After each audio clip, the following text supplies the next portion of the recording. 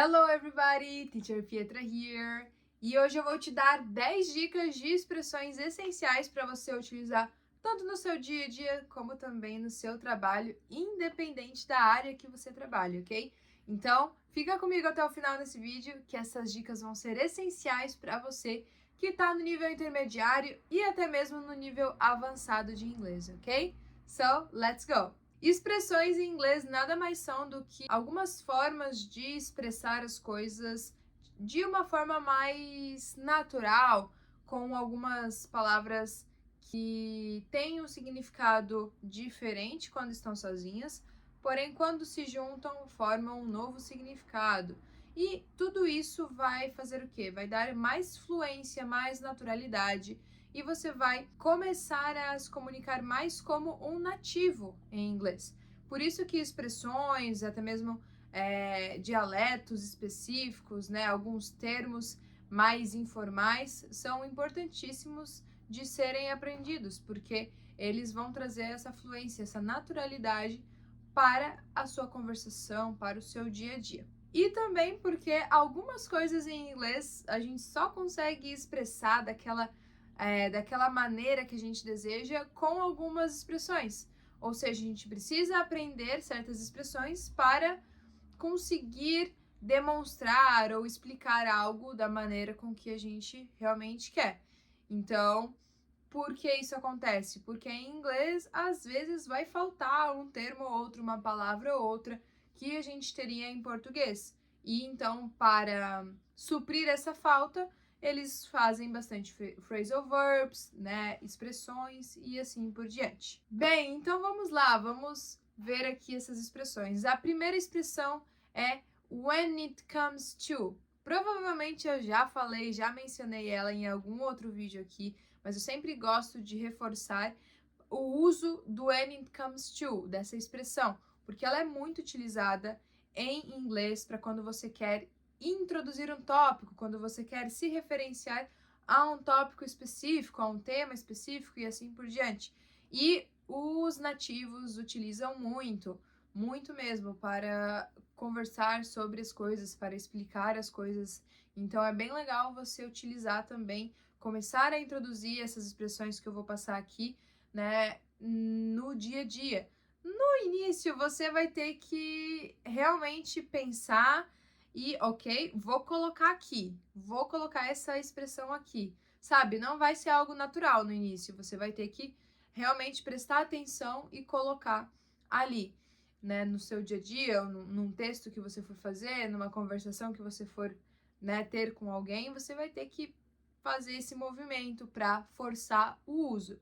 Só que com o tempo, aquilo vai se tornando mais natural. When it comes to cleaning validation, we follow a strict protocol. Então aqui eu vou dar alguns exemplos de frases de temas variados, seja de alguns temas mais específicos de trabalho, como essa frase, que é algo mais para gerente de qualidade, como também coisas relacionadas ao financeiro. Mas sempre lembre que você pode estar adaptando essas expressões para o seu contexto, né, do seu dia a dia. Então, todas elas servem para qualquer contexto, ok? Então, vamos novamente ver essa primeira frase com when it comes to. When it comes to cleaning validation, we follow a strict protocol. Bom, a próxima expressão ela é muito legal para você conseguir substituir alguns and also ou algo nesse sentido, que seria in addition to. Então seria em adição, além disso e assim por diante. Então, in addition to. Então, em adição ou além disso, desse tal tópico ou dessa opção, tem mais algo. Então a gente consegue listar ali outras coisas. Então é para você adicionar mais informação, expandir aquilo que já foi dito anteriormente. Essa é uma alternativa para você não precisar colocar o and also o tempo inteiro, que é algo que eu bato bastante na tecla também, porque muitas pessoas sempre ficam até de níveis mais avançados de conversação, acaba ficando ali muito no sempre, né? Então, tem que fazer essa força para começar a implementar essas expressões diferentes para ficar mais natural. In addition to budget control, we are monitoring supplier compliance. A próxima, a terceira expressão, provavelmente eu já falei aqui no canal também é uma que eu sempre comento porque é muito utilizada, que é on the other hand. On the other hand serve para você contrastar as coisas, dar contraste ou pontos opostos na sua fala. Então, por exemplo, de um lado por outro lado. Então, on one hand, on the other hand. Então, você consegue utilizá-la para fazer esse balanço ali de ideias, de opiniões e opções. Então, ela é bem legal. Vamos ver um exemplo. The company grew on revenue.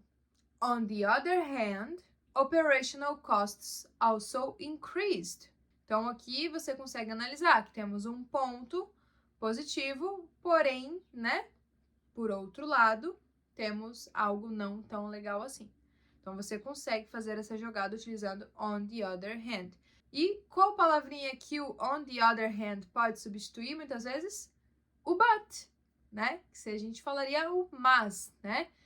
The company grew in revenue, but the costs have increased. Então, a gente utilizaria o but, mas fica muito simples. Então, para melhorar, a gente consegue colocar o on the other hand. A quarta expressão é as a matter of fact. As a matter of fact. Essa também é bem legal para você destacar, né, as verdades, os fatos, a sua opinião sobre algo. Então, você consegue enfatizar ou corrigir a informação que alguém falou, ou algo que não é bem assim, ou que você acredita que não é dessa maneira. Então, você consegue trazer essa ênfase quando estiver falando. As a matter of fact, our team predicted this risk months ago. Então, na verdade, aconteceu isso, isso e isso. Então, você consegue trazer esses pontos ali. A próxima é in terms of. In terms of. Que seria no que diz respeito a, em relação a algo e assim por diante. Você consegue utilizar in terms of.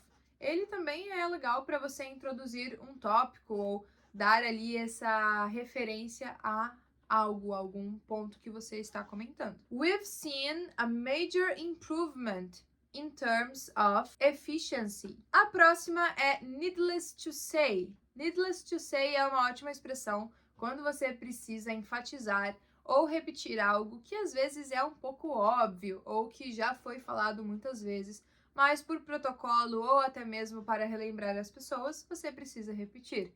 Então, needless to say. Needless to say, financial integrity is non-negotiable. Para indicar responsabilidade, você pode utilizar a seguinte expressão: in charge of. In charge of something. Então, quando alguém é responsável por algo. She is in charge of supplier qualification. A nona expressão é due to. Due to significa devido a, né? Ou até mesmo um porquê. A gente poderia traduzir para simplificar. Então, o due to ele é uma alternativa para você não precisar utilizar o because todas as vezes que você for falar. Você consegue expressar a razão de algo sem utilizar o because todas as vezes. Ele é muito utilizado em contextos de negócios e assim por diante. Então, você pode utilizar, que também é bem legal. Ele também indica causa e efeito de algo, né? Então, tal coisa aconteceu devido a alguma ação, a algo nesse sentido. Production was delayed due to equipment failure. Então, aqui você consegue ver uma causa e efeito. A 10ª e última expressão é regardless of. Regardless of. Você também consegue expressar um contraste utilizando essa expressão. Porém, essa coisa ela é independente de uma condição. Então, ela acontece independentemente de outra coisa ter que acontecer ou não. Então, ela faz esse contraste, mas ela é algo um pouco além, mais absoluto, independente se algo ocorre ou não, para afetar aquilo, entende? Vamos ver no exemplo para ver se fica mais tranquilo de entender. The checklist must be completed regardless of who is on the shift. Então aqui você pode ver, a lista de verificação deve ser preenchida, completada, independente de quem está no turno. Então, algo tem que acontecer independente de qualquer alteração que tenha ali de causa e efeito, e enfim. Então é isso, essas foram as expressões. E aí, o que você achou dessas expressões? Curtiu? Achou interessante? Já deixa o like, se inscreve no canal para não perder nenhum conteúdo aqui. E também aqui embaixo na descrição você consegue ver todas as minhas opções de contato e outras redes sociais, ok? Deixa seu comentário também para impulsionar esse vídeo e ele ser espalhado para mais pessoas que querem também aprender inglês, ok? So, thank you so much for watching, guys, and see ya in the next video. Bye bye!